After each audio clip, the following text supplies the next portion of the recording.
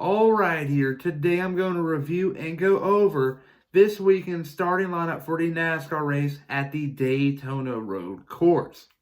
There's a lot in store, so let's get started. Ryan Priest, and you're watching William Blackwell on YouTube. Before I get into the starting lineup, I want to add that NASCAR is going to do something a little different this year. For the races that they do not have qualifying for, they're going to set the starting lineup by a formula. And that formula will include the previous finishing results, the fastest lap, and the point standings. And I'm pretty sure I got this all right, but correct me if I'm wrong down below in the comment section. But here it is. Starting on the pole will be your defending NASCAR Cup Series champion and your runner-up in the Daytona 500, and that is the 9-car Chase Elliott. Chase Elliott won this race 1 year ago, and he's a favorite heading into this weekend. Starting to his outside will be the 34 car of Michael McDowell. Michael McDowell is coming off a big-time win in the Daytona 500, and I don't think he's going to win this race by any means. He's a great road racer, but it would be big for him to crack the top 15. He's racing for a small Bob Jenkins-owned front row team, and these points are valuable. I know he's won a race, and he's somewhat guaranteed in the playoffs, but he has to stay inside the top 30 in points. In row 2, you will have in third place the 3-car of Austin Dillon, your current point leader right now in NASCAR. Interesting fact. And starting to his outside will be the 11-car of Denny Hamlin. In row 3, you will have the 4-car of Kevin Harvick. And to his outside, you will have the 37-car of Ryan Priest. In row 4, you will have the 7-car of Corey LaJoie. And to his outside, you will have the 5-car of Kyle Larson. And Kyle Larson cracked the top 10 in his first race back in NASCAR after a year. That's impressive. In row 5, you will have the 42-car of Ross Chastain. And starting to his outside and rounding out the top 10 will be no other than Bubba Wallace in a 23 car. He was really good in speed weeks in the Daytona 500. It could have been a little better. Imagine if he didn't have that loose wheel. If he did not have that loose wheel, I'm pretty sure the Toyotas would have formed up at the end. It would have had finished out single file. That was boring, but just imagine if Bubba Wallace was still racing for the win. It'd have been 10 times more interesting because the Toyotas would have had one more driver with them to make a move. But yeah, NASCAR's plate rules suck. In row 6, you will have the 22 car of Joey Logano. And to his outside will be the 41 car of Cole Custer. Starting in row 7 will be the 20 car of Christopher Bell. Christopher Bell is in the headlines entering this race. He caused the lap 14 big one. And he spun out, had a blown tire, if I'm not mistaken, involving Ricky Stenhouse Jr. and someone else, I'm not mistaken.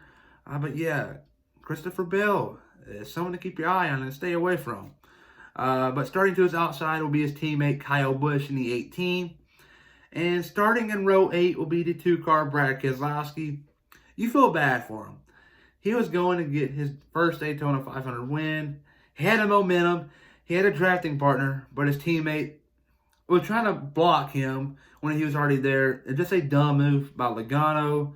It's one thing to go for the win, but it's another thing to wreck your own teammate when you know you're not going to win. And that's the deal there with Team Penske. And yeah, Joey Logano, that's a bad deal. Brad Keselowski.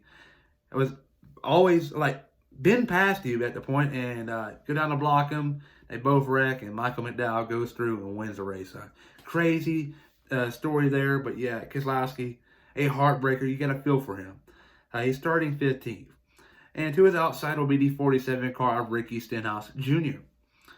And starting 17th in row 9 will be Kurt Busch, and to his outside will be the 14 car of Chase Briscoe.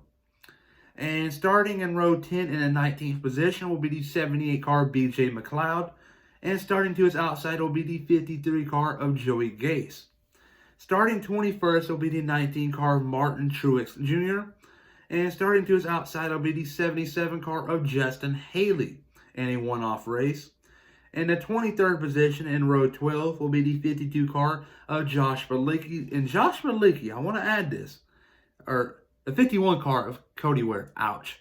Josh Bilicki is in the next row. But Cody Ware, too, he's a great road racer. And I'm not saying he's going to win the race like Mako McDowell, but he could crack the top 20, the top 25. Those are big for Rick Ware Racing cars. Someone to keep your eye on. That's a dark horse for a top 25 finish. But starting to his outside will be the 24 car of William Byron. And now in the 25th position will be Josh Bilicki. Got that mixed up. Numbers 51, 52. It seems like they change every single weekend. But yeah, Bilicki has road racing experience. That is someone caliber of a top 25 finish. Keep your eye on him. But to his outside will be the 8 car Tyler Reddick. Tyler Reddick run, I think it was 185 laps in that beaten up race car. The hood was off. The wheels are open. It's just crazy. It amazes me how he only ran 180 laps. I would have thought that thing. I thought he was gonna blow up after NASCAR resumed the race. Interesting deal there. But Reddick, yeah, good run in the 500. But starting 27 will be the 10 car Eric Almirola, and starting to his outside will be the 12 car Ryan Blaney. And Blaney looked mighty fast at this race, or the duel, or the clash, I meant, this last Tuesday night.